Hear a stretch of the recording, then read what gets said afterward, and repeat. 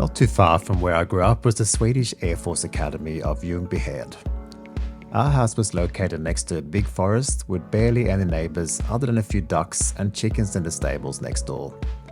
Trust me when I say, nothing much exciting happened where we grew up.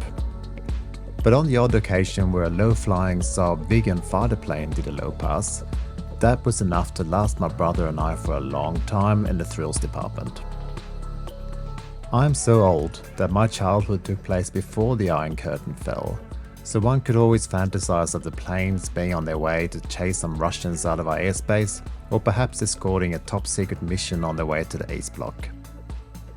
I'm bringing this up not only since I happen to have the Nezumi Corbeau on lend from HQ in Stockholm, but also the fact that this happens to be inspired by the very rare Lemania Viggen from the 1970s, which was, you guessed it, manufactured for the Swedish Air Force. The name Viggen is straight from Norse mythology, describing the thunderclaps from Thor's hammer. Some A+ naming here from everyone involved. The last one of those old watches I saw for sale was priced north of the $15,000 mark, and much as I would love to own one of those, the asking price of $311 for this one is definitely a bit closer to my budget, and perhaps yours as well. Whether you care about the influences or just want a nice looking chronograph, I think I have you covered today, so let's get stuck in.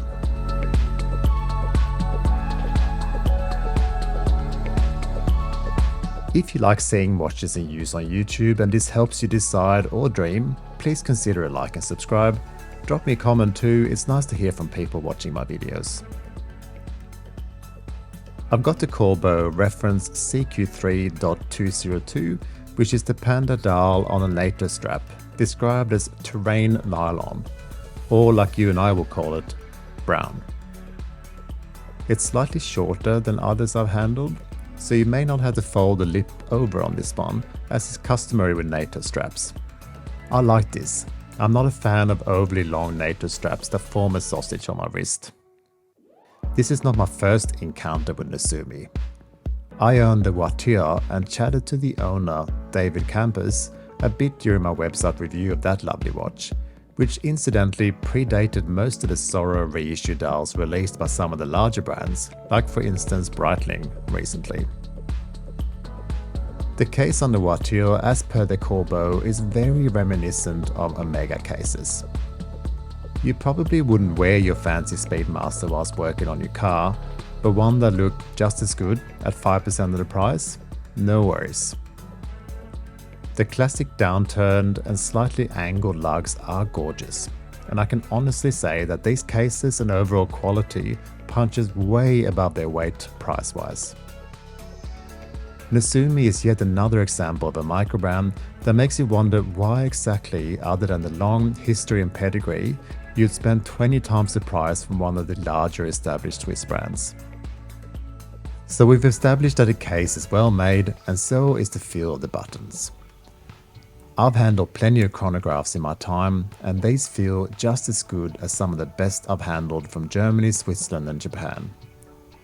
A slightly springy feel initially, followed by a satisfying click towards the end of the travel of the button. Let's get stuck into this dial and bezel then. There is clearly a lot going on here, as is always the case with chronographs. I remember a similar phenomenon from the voiture that I owned. It looked so cool, but I had no freaking idea what time it was. Similarly here, it feels a little bit like the sun has set in there and squinting is your only option. To be honest, the fact that the hands are black doesn't help. The minute and hour hands do have a reasonable amount of lume, but you will struggle in dim conditions regardless.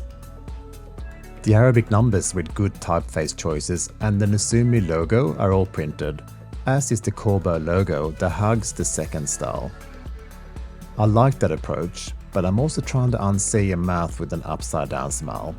Hey Corbeau, no need to look sad, my little friend. The Chronograph Functions are classic mecha quartz, with a seconds hand just above the 6, elapsed minutes from the chronograph at 9, and a 24-hour function at your 3 o'clock. The large seconds hand engage and reset mechanically. One thing that comes up all the time with these movements is the 24-hour dial. How useful is that exactly argument going? Not at all useful. Perhaps though you could make a case for the fact that the top third of Sweden has very little to no daylight at all for a couple months of the year, so knowing if it's 3 AM or 3 PM could be handy. But still, if your body aren't aware of whether you should be working or having a nice afternoon coffee, aka fika, you probably have bigger problems. Either way, let's be honest, chronographs in 2022 is just for show anyway, so it's not worth getting worked up about. On the topic of getting worked up about something, the VK63 Mecha Quartz is the only movement I've ever owned that completely failed on me one day. Not in this watch, however.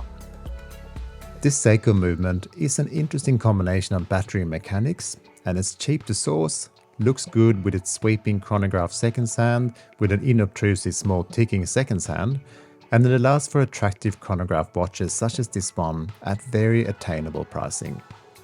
But that said, the seconds hand on the chronograph is not designed to run continuously to simulate a normal seconds hand watch. That is one issue to be aware of. That is not why my old VK63 watch failed, but it was the first question I had asked of me when reporting a warranty fault. So if this is your first VK63 potential purchase, be aware but not alarmed. One thing I love about Nezumi is the abundance of detail. We had the logo embossed on the crown and also deeply embossed on the screw and back. These slight details help with how you feel overall about your watch in my experience, and that, in this case, extends to the bezel to me. Would you expect a lune bezel on a watch like this? I wouldn't, but it does, and it also has an excellent feel, all markers line up, and within is a double dome sapphire crystal with AR coating on the inside. I feel like Nezumi go the extra mile for their customers with all these details in this extremely affordable price range. Speaking of lume, as I mentioned, it's not exactly blinding, but when fully charged, the numbers, hands and bezel does well for itself. It just doesn't last very long, so a few extra layers here wouldn't hurt.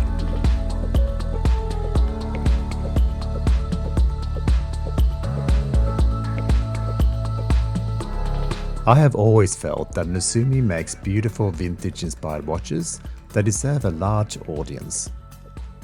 A recent move to slightly more premium movements with a limited edition voiture at a much higher price put those upmarket offerings from Nezumi in direct competition with some significant established brands all of a sudden. Perhaps this got some of the audience confused or hesitating, since we're now in both Zin and Seiko SPB territory. Or, what is perhaps more likely, us watch fans are fickle and buy and sell all the time. It is difficult to offload a watch from a small microbrand without losing a ton of money. It's worth pointing out again that the quality control and build is excellent on this Corbeau, as good as watches I've handled several times the price. My only hesitation once again to buy one will be the Mecha Quartz movement. But they are literally everywhere and so cheap to replace should you have one fail, so if you have no issues with a ticking small seconds hand, then you shouldn't hesitate. One thing is for sure, if my parents had given me one of these as a present and told me about the inspiration behind it, how I could time my bike rides up and down the hill, and that it also glows in the dark, it would likely still be my most prized possession today. Go support Nezumi, they are worth your money. Thank you for watching and I'll see you next time.